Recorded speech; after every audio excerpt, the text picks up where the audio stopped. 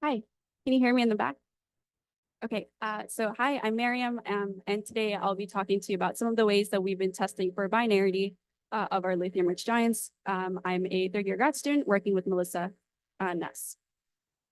So we've already sort of heard a couple of theories as to how these lithium-rich giants form, one of which is the Cameron-Fowler mechanism, which in KC 2019 can be induced by rotational mixing if there was a binary companion beside the red giant.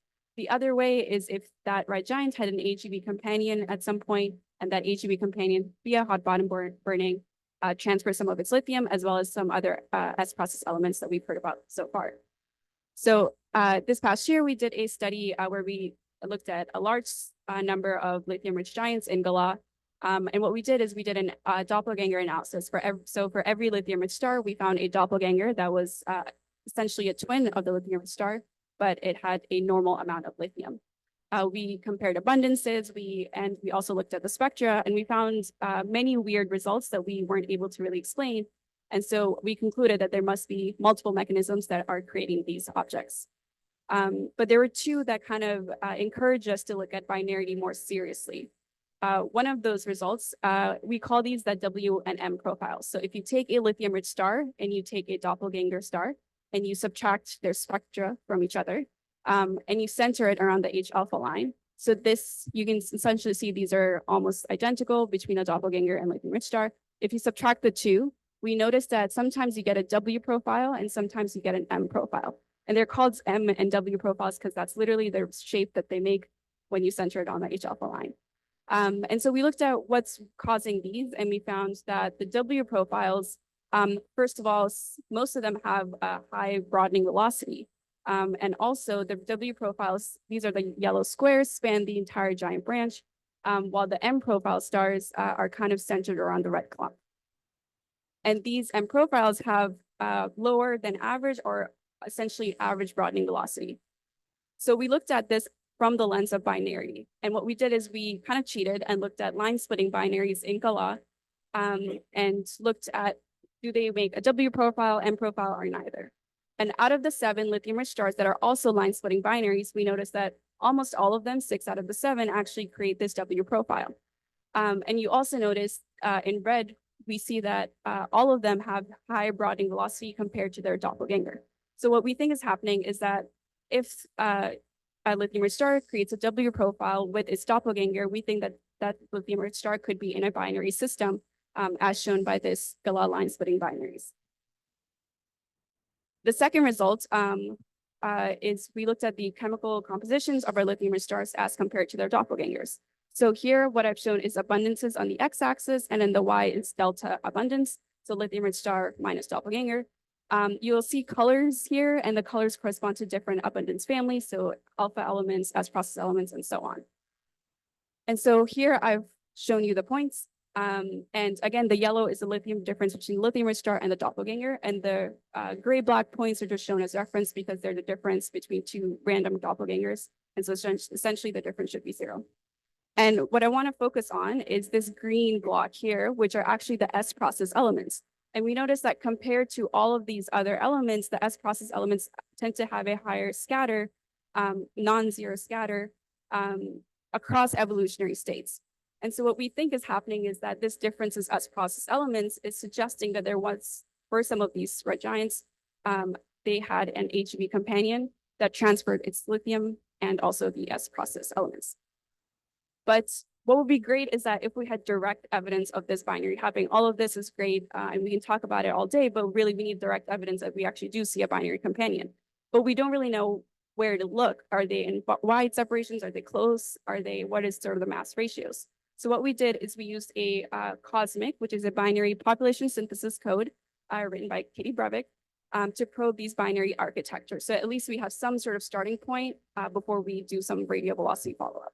So what we did is we initialized 2 million binaries with COSMIC, and these stellar parameters are sampled from the Galah red giants that we see in our data. We then evolved these 2 million binaries until we had a red giant and white dwarf configuration, and we made sure that the white dwarf went through the AGB phase. And then finally, based on the final systems that passed these tests, we made sure to match the simulated red giant to an actual observed galah red giant, just so we can be sure that our simulations are essentially, we're on the right track with them. So this is sort of the final parameter space that we're looking at. So x-axis is final like separation in days, and y-axis is the mass ratio, which is the primary over the secondary. The primary is kind of the white dwarf or the AGB star over the red giant branch star. And already you can kind of see some structure in this. You see there are two groups, and we can use Cosmic to kind of disentangle our results and see what is going on, what makes a system fall on this grid, and why. And so the first thing that Cosmic tells us is whether or not the system went through the Rorschach overflow. And we see that the systems in wide separations do not undergo Rorschach overflow. Of the ones that do, the purple are the systems that actually experience a common envelope phase. That's the CE here. And then the white points here do not experience a common envelope phase. And finally, Cosmic tells us when the mass transfer happened, whether it was during the main sequence phase or the red giant phase. And only 10 out of the 1,000 systems, we have mass transfer. These are the dark purple squares. We have mass transfer happening during the red giant phase. And so what is the property? What is the thing that decides where a system would fall on this grid? Our preliminary analysis kind of shows that it's the initial mass ratio. So at the beginning, it's the mass ratio between the primary and the secondary. And so to sort of summarize this plot, we find that for the 10 red giants, they're actually very equal mass binaries. And so the mass transfer would have happened during the red giant phase. Of course, the equal mass would decide the timescales at which the two stars would evolve. And these, if the mass transfer happened in the red giant phase, these would actually produce the super lithium rich giant. This is from the Galah observations when we go back to our Galah observations and try to match the giants in the two methods. And so these red squares are kind of the systems that would produce these super lithium, we think, red giants. But the majority is where the mass transfer actually happens during the main sequence phase. And during the main sequence phase, if you have a very high initial mass ratio, you would experience the common envelope phase as well. And if you don't, then you wouldn't.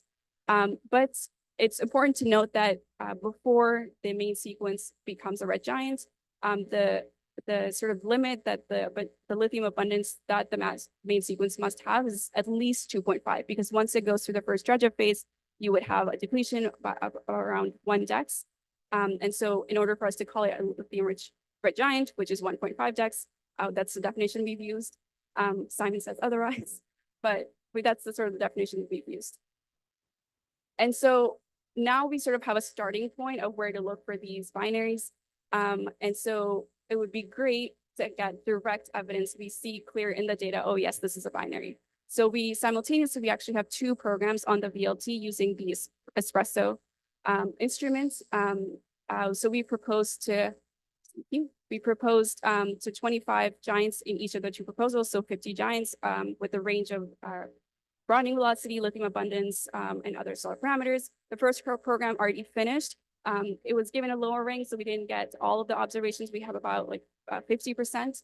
But the second program was given a higher ranking, so we expect to get all the observations that we've asked for by October. So we can hopefully get 25 more. But for the first program, we have 10 stars with at least 3 observations. And of the 10 stars, we find good evidence of binarity for about 6 of them. So this is still preliminary work. The fits that you see here are sampled from using the Joker. It's called the Joker. It's written by Adrian Price-Whelan, and it's actually a custom Monte Carlo sampler designed specifically for binaries and exoplanet RV data. And so hopefully by October, we have more red giants to add, and then we can really see more direct evidence that are these binaries or not. We have also run this through the Joker pipeline, and we have a good constraint on the periods and eccentricities of these systems as well.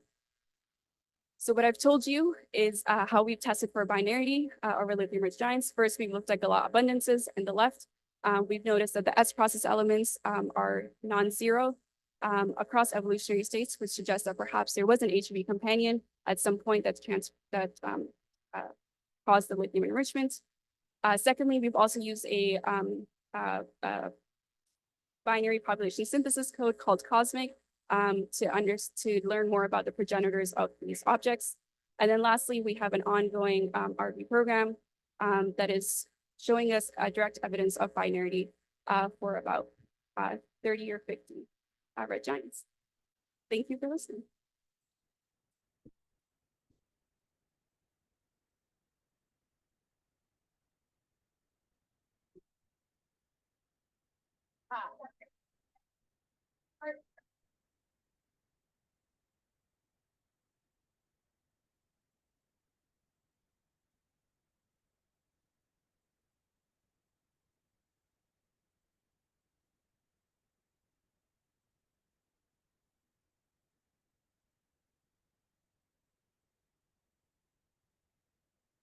So the question was for the stars in Cosmic, for which we already have some of this data, do they fall on the parameter space that we've expected?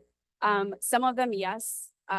We're finding these sort of two groups. They're very wide binaries, like about 1,000 or so days, and then we're finding some that are less than 20 days, which with very weird eccentricity. So we're still trying to resolve it. It's still preliminary work, but so far, yes.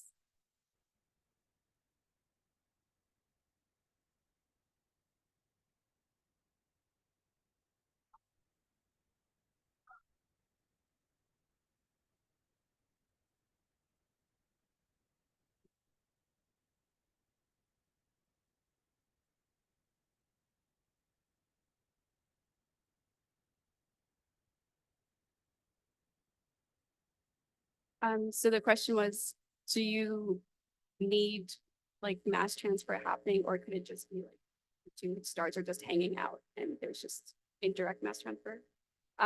So I think our calculations have kind of shown that you do need a certain amount of distance, like a limit in how far the separation could be, and also the masses of the two companions for it to like invoke like Roche overflow and this common envelope phase. If they're wide enough, then you won't have this Roche overflow, but you might have wind accretion, which is really like inefficient, and you might not get these high like lithium abundances that you see, like even like the 1.5, the lower limit of the 1.5 test.